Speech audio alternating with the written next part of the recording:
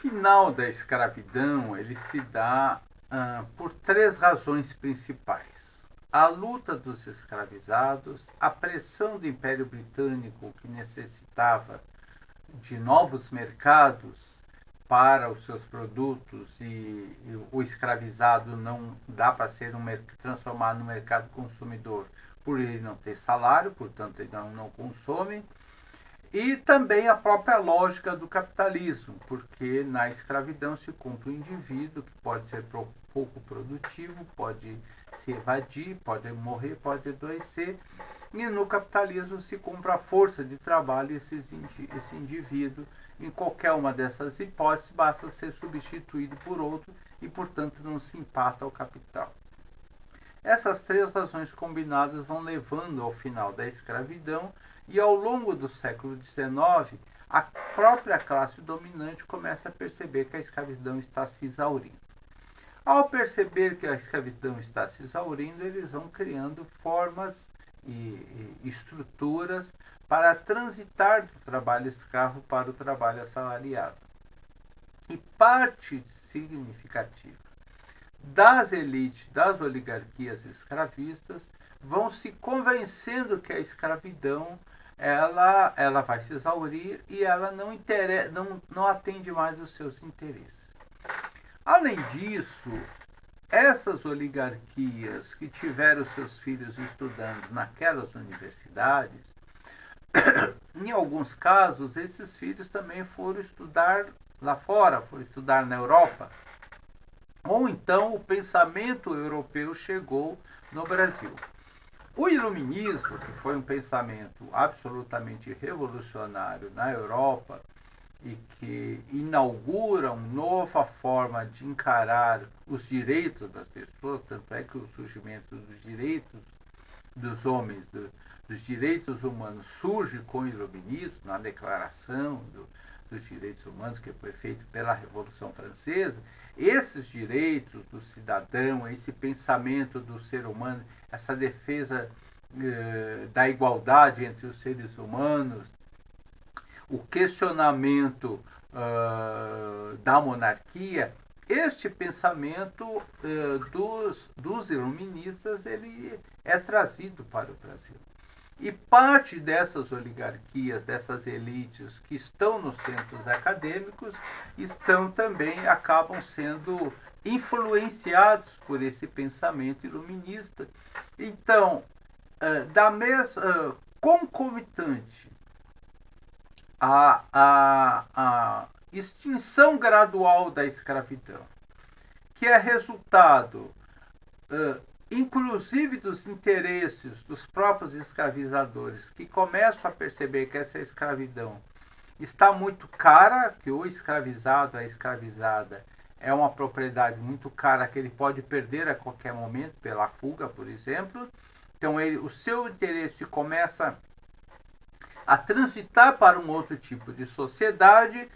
Ao mesmo tempo, este pensamento que está presente na academia começa a influenciar bastante a sociedade e construindo a ideia de rejeição à escravidão e, neste caso, não utilizando os argumentos de utilidade ou não utilidade, de maior ou menor lucro ou de maior ou menor risco de perda da sua propriedade, portanto, da sua riqueza. A argumentação que se utiliza são argumentações humanistas e que são legítimas, evidentemente, questionando aquela escravidão pelo fato de submeter seres humanos a uma rotina tão horrorosa, a uma situação tão horrorosa como tem sido submetido. Inclusive, evidentemente, nesse caso, defendendo que existe humanidade entre os negros, né? que neste caso se contrapõe ao pensamento anterior que desumanizava essas pessoas. Então, o seu sofrimento não afetava porque essas pessoas não eram humanas. Eu não estou dizendo que esse pensamento foi totalmente superado. Nos dias de hoje nós ainda temos muito, por isso que dizemos que continuamos uma sociedade racista, esse pensamento que desumaniza o outro ainda está muito presente. É só a gente ver a comoção que causa no caso se tiver uma matéria jornalística de um assassinato de forma trágica, em situações absurdas, de um jovem branco e de um jovem negro, de um idoso branco, de um idoso negro, que são a comoção que causa são diferenciadas segundo a cor da pele. Porque ainda existe uma desumanização em relação à população negra. Naquele período, a desumanização era muito maior e era absolutamente institucionalizada. Esses novos pensadores daquele período, influenciados pelo pensamento iluminista, começam a questionar esta forma de encarar o outro, né, que era o negro, que era o indígena, e começa a perceber e atribuir a esse outro um conjunto de qualidades que vai humanizando.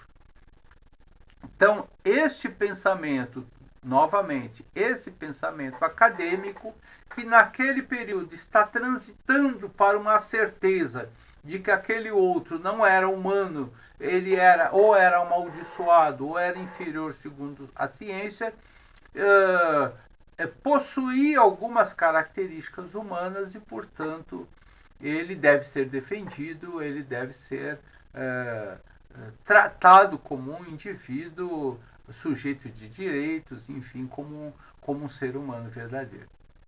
Então, a produção do Castro Alves ele está dentro deste novo olhar, está dentro deste novo pensamento, ele está embebido por esse pensamento e a partir daí que ele produz, por exemplo, né, a sua principal obra, que é o Navio Negreiro.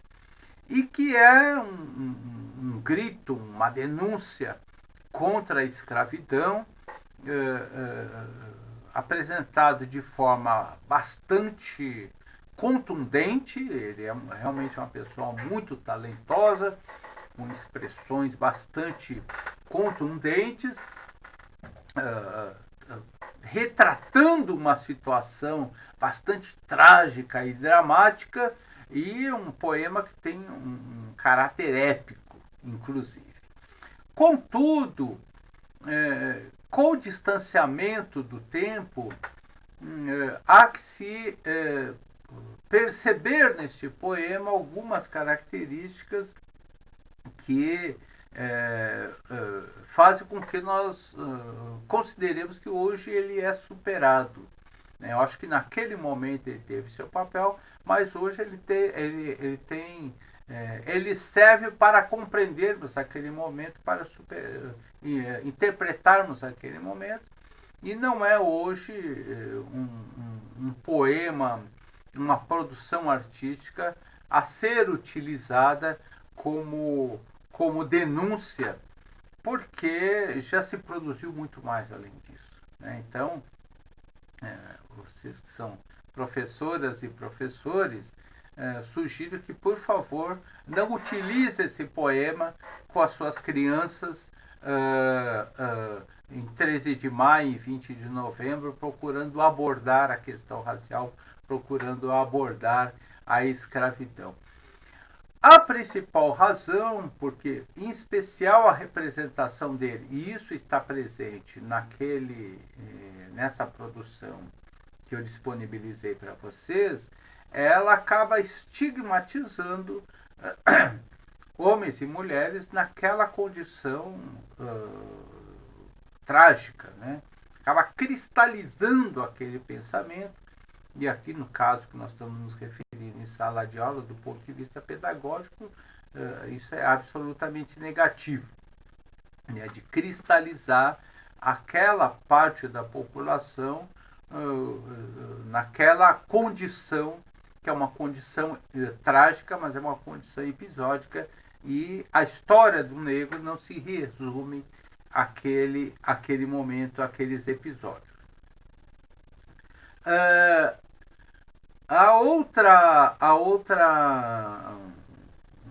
outro questionamento a ser apresentado por esse poema é que não